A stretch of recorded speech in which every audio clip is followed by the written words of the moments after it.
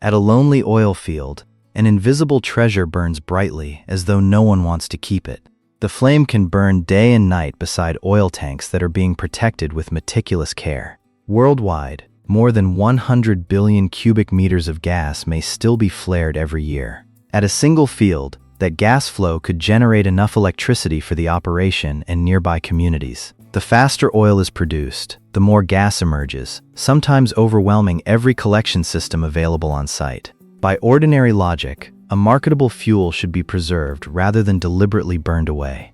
An industry famous for calculating every barrel of oil should not allow energy to vanish into the sky. If the flare went out during a sudden pressure surge, flammable gas could accumulate inside the equipment. If the entire gas stream were blocked, many oil wells would have to reduce production or temporarily shut down. If released without burning, methane could escape intact, making the climate problem even worse. Yet the fields keep producing, while columns of fire continue standing like beacons along the horizon. The flame does more than destroy gas. It also keeps pressure and risk within controllable limits. It is the final valve in a system that must place safety before profit. That invisible treasure is called associated gas, rising with crude oil from deep beneath the ground. It confronts distance, cost, and time in a struggle to build an entire route to market. Oil and gas do not always occupy separate reservoirs.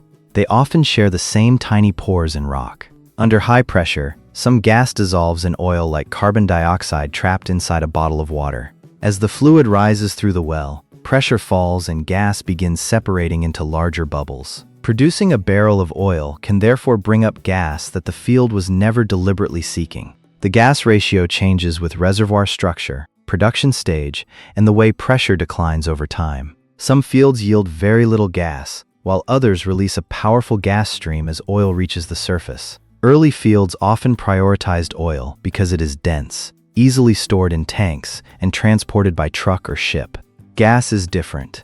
It occupies enormous volume, constantly seeks escape routes, and requires sealed, pressurized systems. A barrel of oil can sit in storage. Gas gains value only by continuously moving through a pipeline. When a field lies near cities, factories, or gas networks, its gas can find buyers more easily. But many major oil fields lie in deserts, offshore waters, or sparsely populated regions far from demand. There, gas resembles a perishable product made where no roads, storage facilities, or customers exist. Distance does more than lengthen pipelines. It multiplies compressors, valve stations, and maintenance costs. Mountains, swamps, frozen ground, or the seabed can turn every kilometer into a separate engineering project. Even when a pipeline exists, it must reach a market large and stable enough to repay its cost.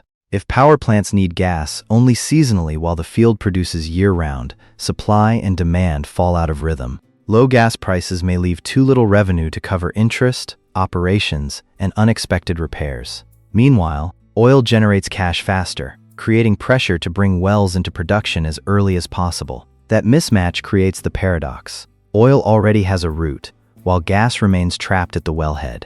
The flare becomes the visible tip of a network that has not yet been built behind it. The earliest response was to route gas away from equipment and burn it instead of letting it gather near workers. Combustion converts methane into carbon dioxide and water, imperfectly, but usually more safely than releasing raw gas. A tall flame also disperses heat and combustion products farther from the immediate operating area. The earliest systems were simple, sometimes consisting only of a pipe, a burner, and a safe separation distance. As production grew, the flare had to receive both continuous gas flows and sudden emergency releases. Engineers began using separators to retain liquid oil below while sending gas into an upper outlet. Separating the gas did not mean selling it. The stream had escaped the oil, but not its isolation. Some gas was immediately burned in heaters, used to warm equipment, or fed into engines at the field. On-site use reduced waste, but a field usually needed far less gas than its wells produced. Without customers, operators sometimes re-injected gas into the reservoir to maintain pressure or store it temporarily. Re-injection was like placing the treasure back underground until the surface system could finally receive it. But re-injection compressors are expensive, consume energy, and must overcome the reservoir's enormous pressure. In some places, gas was sent to generators to replace diesel fuel at the producing field itself. Electricity may travel more easily than gas, but it still needs power lines, substations, and nearby buyers. These solutions work well when gas flow is stable, composition is suitable, and equipment is regularly maintained. But associated gas often changes daily, leaving small systems short of fuel one moment and overloaded the next. A new well may release abundant gas, then decline before the recovery project has repaid its investment. Early measures therefore saved only portions of the gas without creating a durable route to market. To retain more gas, the industry had to connect scattered equipment into one continuous chain. Gas handling then stopped being a secondary oilfield task and became an infrastructure industry of its own. The modern chain begins with small gathering lines carrying gas from many wells to a central location. Each branch must withstand pressure, resist corrosion, and allow rapid isolation when a well develops problems. At the gathering station, remaining liquids are removed to protect compressors and downstream pipelines. Compressors raise pressure, turning scattered weak flows into a stream strong enough to travel long distances. If the gas contains water, moisture must be removed to prevent corrosion and ice-like plugs inside pipelines. If hydrogen sulfide or carbon dioxide is present, the gas must be treated before use or transportation. Heavier hydrocarbons can also be separated as valuable liquids for petrochemicals and fuel production. Every processing step adds value, but also capital, energy use, labor, and another potential shutdown point.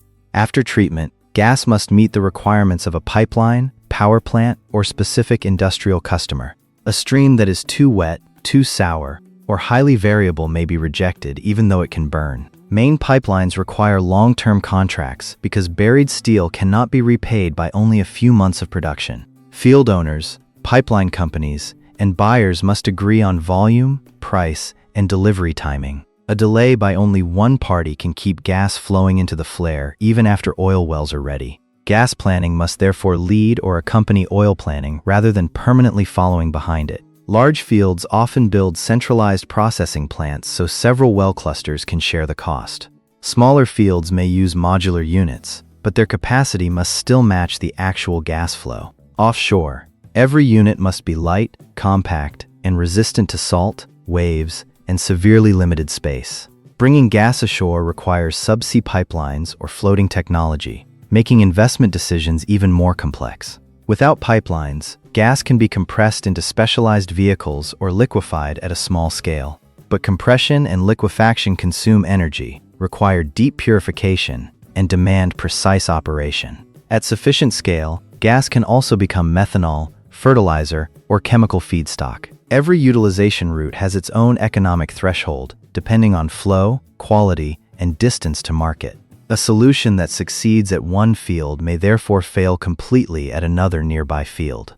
System development does not eliminate the flare. It turns it into backup equipment instead of a routine outlet. When the chain works properly, the flame shrinks, and the gas begins creating value far from the field. To understand flaring, the material must be followed from deep rock through the well to every surface valve. Inside the reservoir, oil, water, and gas remain under pressure, crowded together within microscopic rock pores. When the well valve opens, pressure difference pulls the mixture upward like water bursting from an opened bottle. Pressure falls in stages, releasing gas from the oil and increasing the free gas volume along the route. A separator slows the mixture, allowing light gas to rise while oil and water settle below. Oil moves to tanks or export lines, water is treated, and gas enters the most difficult part of the system. Freshly separated gas may carry water vapor, oil droplets, fine sand, and many unwanted molecules. A small scrubber alone is insufficient. The entire chain must protect compressors from damaging liquid impacts. A compressor does not create more gas. It packs molecules closer so the stream can overcome pipeline friction. Compression heats the gas, so coolers must remove that heat before the next processing stage. Remaining water can condense, cause rust, or combine with gas to form crystalline plugs in cold pipelines. Dehydration units use liquid desiccants or solid adsorbents to pull water vapor from the gas stream. If the gas is sour, treatment solutions remove hydrogen sulfide and carbon dioxide before sale. Hydrogen sulfide harms people and corrodes metal, so even a small failure can force the system offline. After purification, Gas may be chilled to separate valuable propane, butane, and heavier components. The remaining methane is better suited for pipelines, power generation, or liquefaction equipment. Yet every machine has a capacity limit, like a vessel able to hold only a fixed amount. When a new well opens, flow may exceed forecasts, turning the separator or compressor into a bottleneck. If a compressor shuts down for maintenance, gas continues separating from oil flowing from other wells. Control valves then divert the excess stream to the flare, preventing pressure from reaching dangerous levels. The flare header is a pipe network collecting relief gas from many units before sending it to the burner. A knockout drum ahead of the flare captures liquids so they are not carried upward into unstable combustion. The gas then rises through the stack, where the burner mixes it with air and maintains a stable flame. A well-performing flare must burn thoroughly, resist wind out, and avoid radiating excessive heat toward the ground. Steam or assisted air can improve mixing and reduce black smoke when the gas contains heavier components. Too little assistance causes smoke, while too much can make combustion less efficient. Wind, temperature, and gas composition change combustion efficiency even when the flame appears unchanged. During incomplete combustion, some methane and soot can pass through the flame into the atmosphere. Counting flames alone is therefore insufficient. Flow, composition, and unburned methane must also be measured. During ordinary operations, the flare should receive very little gas, mainly to maintain a safe pilot flame. During startup, shutdown, or an upset, flare flow may rise rapidly for a short period. The crucial distinction is between emergency flaring and routine flaring caused by missing infrastructure or poor discipline. Emergency flaring resembles a backup brake. Routine flaring resembles driving while constantly pressing that brake. Reducing routine flaring requires the system to absorb every fluctuation once handled by the flame. Buffer vessels provide time, standby compressors add reliability, and automated controls balance pressure. Without redundancy, a minor compressor failure can immediately become a large column of fire. With several outlets available, gas can shift to power generation, reinjection, or storage when markets are interrupted. That flexibility transforms the invisible treasure from an immediate burden into an asset with multiple options. But every option needs dedicated equipment, so flexibility must be purchased with capital and operating capability. Ultimately, the flare is not outside the production chain. It is the final safeguard protecting everything upstream. Recovering gas sounds like collecting money from the ground, but that money is trapped inside an expensive machine. A long pipeline requires steel, land rights, geological surveys, construction, and protection for many years. A remote route may cross rivers, communities, or sensitive ecosystems, extending the permitting process. Compressors need fuel, spare parts, and technicians. At remote fields, every repair takes longer. Sour gas requires corrosion-resistant materials, dense sensor networks, and strict procedures protecting workers. Variable gas supply makes financing difficult because future revenue is less certain than the pipeline already built. If production declines early, the processing plant may become a giant steel structure operating below capacity. If production rises unexpectedly, that new plant may itself become the bottleneck that brings flaring back. High oil prices encourage rapid drilling, while low gas prices make supporting infrastructure less attractive. Oil profits and gas costs often belong to different companies, dividing responsibility across the system. A company may resist building a pipeline if nearby competitors benefit without sharing the expense. Weak regulations or low flaring fees can also make burning cheaper than investment, at least in short-term accounts. But the cost does not disappear. It becomes lost resources, emissions, and impacts on surrounding communities. Carbon dioxide from complete combustion accumulates for decades, while unburned methane causes stronger near-term warming. Black soot can form when heavy gas burns poorly, darkening the air and coating nearby surfaces. Continuous light and noise also alter nighttime conditions for people and animals living around the field. In places lacking electricity, energy burning beside dark communities creates an especially bitter paradox. Yet directly connecting communities to field gas is difficult because the raw stream can be toxic and unstable. An on-site power project also needs a stable grid, power purchase contracts, and backup equipment during outages. Mini LNG reduces pipeline dependence, but deep refrigeration, transportation, and safety still carry substantial costs. Reinjection preserves gas, but may compete with compressor demand for production and reservoir pressure support. Flare gas recovery cannot remove the flame entirely because emergencies still require a safe relief route. The practical goal is not to demolish the flare, but to stop it becoming a routine production line. The deepest cost is dependence. The faster oil flows, the more precisely the gas system must operate. When those speeds diverge, the flame immediately exposes the infrastructure falling behind. Consider a hypothetical field deep in an arid region,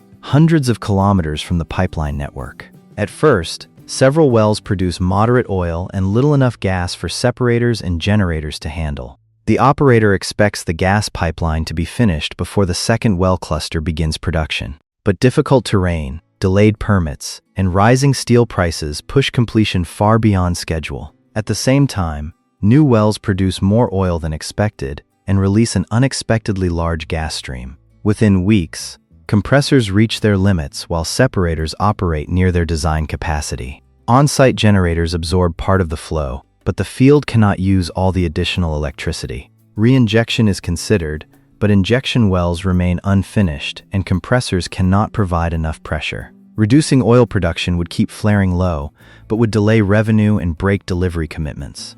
Continuing production preserves cash flow, yet sends more gas into the distant fire every hour. Management faces three choices: reduce oil, make emergency investments, or accept prolonged flaring.